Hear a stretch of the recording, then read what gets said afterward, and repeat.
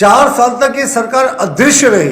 यहाँ के आदिवासी मूलवासियों के लिए तो इस सरकार ने कोई काम ही नहीं किया। तो पूरे तरीके से इन्होंने झारखंड को एक फिल्म थिएटर का शो बनाकर रखा हुआ है। हमारा मानना है कि कांग्रेस के एमएलए जिस तरीके से भागम भाग का खेल खेल रहे हैं लगातार, अभी तो कई विभागों का बजट का 50% तक खर्च नहीं हुआ। हम इसे क्रिमिनल नेग्लिजेंस, क्रिमिनल ऑफेंस मानते हैं। इसलिए कि जब आप बजट का पैसा नहीं खर्च कर पाए और बजट खत्म होने में बमुश्किल 30-40 दिन का समय बचा हुआ है, तो आप इस राज्य की जनता के साथ अन्याय कर रहे हैं। कांग्रेस के विधायकों ने इस मुद्दे पर अपनी बात मुखर नहीं की, लेकिन वो कहते हैं ना कि वो सारे विधायक रुस गए हैं। अब शादी ब्याह में जैसे दूल्हे के फूफा को आपने रूसते हुए देखा होगा ना, तो अक्सर वो खाना खाने से भाग जाते हैं, रूस गए हैं साहब। ऐसे ही हाल कुछ कांग्रेस के विधायकों का है, वो भी रूस गए, लेकिन जनता की समस्या से कोई मतलब नहीं। वो रूस से हैं तो अपने मंत्री नहीं बनने के कारण। तो ये झारखंड नहीं होके पूरा लाफ्टर चैनल हो गया। किसी विधायक के मुंह से आपने अभी तक ये नहीं सुना होगा कि बजट का पैसा खर्च करने में सरकार को अपनी प्राथमिकता देनी चाहिए। अभी झारखंड मुक्ति मोर्चा ने कहा कि ईडी डरा रही है। साहब, हम तो मानते हैं कि ईडी का डर अच्छा है। ये भ्रष्टाचारियों के मन में जांच एजेंसियों का डर नहीं होगा तो फिर तो वो फेल्ड गवर्नमेंट है। अब आप बात करें कि इनको सोते जागते ईडी नजर आ रहा है, तो आखिर क्यों? अगर इन्होंने कुछ गलत नहीं किया था साहब, तो ये तो डरने की आवश्यकता ही नहीं था। लेकिन जिस तरीके से आपने गलत किया, आपको पता है कि आपके ऊपर 70,000 करोड़ के भ्रष्टाचार का आरोप लगा है। और मैं आपको बता दूं, जैसे इनकी एक के बाद एक कलई खुलती चल रही है ना, तो इनके भ्रष्टाचार के जो पुस्तक है उसके पहले अध्याय का तो पहला पन्ना ही पलटा गया है। अभी तो पूरी पिक्चर बाकी है। और जहां तक ईडी के परफॉर्मेंस के बारे में ये बात करते हैं, तो मुझे लगता है आंकड़े जो हैं वो सबसे ज्यादा बोलते हैं। इनकी सरकार जब थी यूपीए की केंद्र में, उस समय भी ईडी एग्जिस्ट करती थी। ईडी ने उस समय 5,300 करोड़ का इलीगल कैश और प्रॉपर्टी का सीजर किया था।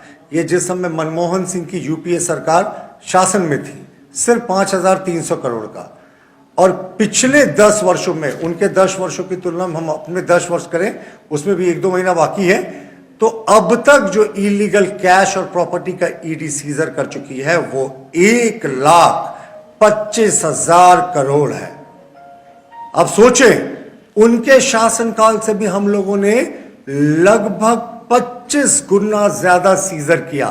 तो ये उनकी करप्शन के प्रति टॉलरेंस और हमारे प्रधानमंत्री जी की करप्शन के प्रति जीरो टॉलरेंस के बीच के नजरिए को स्पष्ट करता है।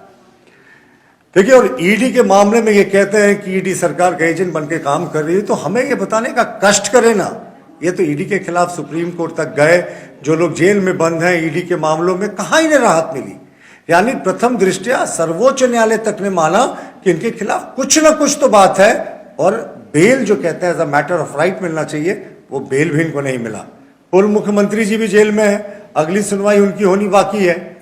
तो हमें लगता है कि जिस तरीके से पूरा करप्शन का खेल झारखंड में हुआ और एक के बाद एक उसका जो पन्ना पलटा जा रहा है ना, तो अभी एक लंबा अध्याय बाकी है। और अगर जातीय जनगणना की हम बात करें, तो जातीय जनगणना हमारी जो पिछड़ी जातियां हैं ना, वो उनका विकास हमारी केंद्र सरकार की सर्वोच्च प्राथमिकता में है। हम चालू कर सकते हैं यार? देखिए, वो सर्वोच्च प्राथमिकता में है केंद्र सरकार की। जो हमारा पिछड़ों के प्रति सोच है, उनकी जो भी विकास के लिए कदम उठाने होते हैं वो हम करते हैं। लेकिन इस सरकार को बताना चाहिए कि जब इनको पंचायत चुनाव में इन्होंने एफिडेविट किया था सुप्रीम कोर्ट में कि बिना ट्रिपल टेस्ट कराए हम अगला चुनाव नगर निकाय का नहीं कराएंगे, तो फिर ये चोर दरवाजे से नगर निकाय का चुनाव बिना पिछड़ों को आरक्षण दिए, बिना ट्रिपल टेस्ट कराए क्यों करने जा रहे थे? तो साफ है ये ओबीसी विरोधी भी सरकार है। और ये कोई पहली बात नहीं। आप देखिए, पिछड़ा वर्ग आयोग के अध्यक्ष का पद जस्टिस लोकनाथ प्रसाद जी के आकस्मिक निधन के बाद 14 महीने तक खाली था, और अगस्त 2023 में इसी सरकार के कैबिनेट ने, पूर्व की हेमंत सरकार के कैबिनेट ने निर्णय लिया था कि जो ट्रिपल टेस्ट होगा, जो जातीय जनगणना होगी, वो हम कराएंगे ओबीसी आरक्षण देने के लिए पिछड़ा वर्ग से। तो हम तो इस सरकार से जानना चाहते हैं कि अगस्त 2023 का वो कैबिनेट का निर्णय, उसके बाद फरवरी में आपने अध्यक्ष की नियुक्ति की, 8 महीने तक ये सरकार क्यों सोई हुई थी? जाहिर है ना, पिछड़ों के लिए ये सिर्फ घरियाली आंसू बहाने वाली सरकार है। इनको पिछड़ों के हक से कोई मतलब नहीं है। पिछड़ों के हक से मतलब होता साहब तो ये पंचायत चुनाव में भी उनको आरक्षण देने की कोशिश करते और नगर निकाय चुनाव में भी आरक्षण देने की कोशिश करते हैं। और जहां तक इनके जो सहयोगी कांग्रेस है, तो उनका तो रिकॉर्ड इसमें और भी शानदार है, ये किस तरीके से पिछड़ा विरोधी रहे हैं। आपको याद होगा मंडल कमीशन में बीपी मंडल साहब को 1978 के जुलाई में उस कमीशन का चेयरमैन नियुक्त किया गया था कि पिछड़ों के लिए आप एक कुछ फॉर्मूला सुझाएं। उन्होंने 1980 में अपनी रिपोर्ट जमा की थी।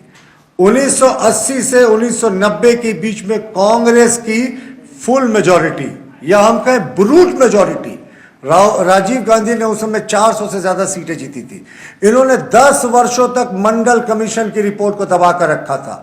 यही इनके पिछड़े के हितैषी होने का प्रमाण है। और आप कैसे भूल सकते हैं, राजीव गांधी ने प्रतिपक्ष के नेता की हैसियत से 1990 में point by point Mandal commission का विरोध किया था, आंकड़ों पर प्रश्न किए थे और कहा था कि यह देश को बांटने वाला प्रस्ताव है। तो आज ये घड़ियाली आंसू जो बहा रहे हैं, तो इसमें आपको वर्तमान स्थिति का भी एक बार अवलोकन करना चाहिए। पहले इनके राज्य के कैबिनेट का हाल बता दें। बैजनाथ राम जी को मंत्री बनाने का इन्होंने प्रस्ताव दिया था राजभवन में, अंतिम समय में हटा दिया, क्योंकि ये पिछड़ा, माफ कीजिएगा, ये एससी विरोधी सरकार है। इनके सरकार में एससी मंत्रियों की संख्या 0। इनके सरकार में ओबीसी मंत्रियों की संख्या उंगलियों पर गिन लेंगे, 1, 2, उससे ज्यादा आंकड़ा नहीं जाता। और अल्पसंख्यक मंत्री को हम ओबीसी की कोटि में नहीं गिनेंगे। और हमारी सरकार में इसके उलट आप देखेंगे तो ओबीसी मंत्री केंद्र सरकार में 27 है, 12 एससी मंत्री हैं, 8 एसटी मंत्री हैं, जो आज तक आजादी के बाद किसी सरकार में नहीं रहे हैं। और हम लोगों ने पिछड़ा वर्ग आयोग को संवैधानिक दर्जा दिया। सैनिक स्कूल में, मेडिकल कॉलेजेस में, सब जगह हम लोगों ने ओबीसी समुदाय के लिए आरक्षण सुनिश्चित किया। और इसके अतिरिक्त जो जम्मू और कश्मीर में धारा 370 के कारण एससी एसटी का वर्ग आरक्षण से वंचित था, हमने वो भी हटाकर उनको आरक्षण देने का कार्य किया। तो ये साफ है कि किस तरीके से ये सरकार ओबीसी के लिए सिर्फ लिप सर्विस करती है। ये सिर्फ घड़ियाली आंसू बहाते हैं। इनको पता है अभी इन्होंने क्या किया, कार्मिक विभाग साहब करेगा, अब एक एसओपी बनेगा, यानी स्टैंडर्ड ऑपरेटिंग प्रोसीजर, फिर वो लागू होगा, फिर वो पिछड़ा वर्ग आयोग के पास जाएगा, तब पिछड़ा वर्ग आयोग शायद कुछ निर्णय लेने की स्थिति में हो, तब तक आचार संहिता लागू हो जाएगा लोकसभा चुनाव का। तो ये अंतिम समय में, विदाई की वेला में, ये सिर्फ पिछड़ों के लिए घड़ियाली आंसू बहा रहे हैं। ये एसटी विरोधी सरकार है, एससी विरोधी सरकार है, ओबीसी विरोधी सरकार है। और एसटी तो मैं इसलिए कहता हूं ना कि कोई माइनिंग लीज देने की बात होती है, माननीय मुख्यमंत्री जी खुद ले लेते हैं, अपने परिजनों को दे देते हैं। मैं परिजनों का नाम रिपीट नहीं करना चाहता। विधायक प्रतिनिधि की पत्नी को दे देते हैं, अपने कॉकस के लोगों को दे देते हैं, लेकिन किसी आम आदिवासी को नहीं देते। तो ये पूरे तरीके से फेल्ड गवर्नमेंट है। और हमारा मानना है कि जातीय ओबीसी के हम जो उनका उत्थान है उसके लिए पूरे तरीके से समर्पित है। लेकिन सरकार को जवाब देना चाहिए कि इनको 4.25 वर्ष का समय क्यों लग गया जातीय जनगणना का आदेश देने में, वो भी तब जब लोकसभा का आचार संहिता किसी भी समय लग सकता है। और आदेश हुआ, अभी तो मैंने कहा ना एसओपी नहीं बना, फिर ये जाएगा, सर्वे होगा, तो ये इनको पता है। एक इनके पास सिर्फ घड़ियाली आंसू बहाने का जरिया है और कुछ नहीं। धन्यवाद। आप देख रहे हैं जनमन न्यूज 76।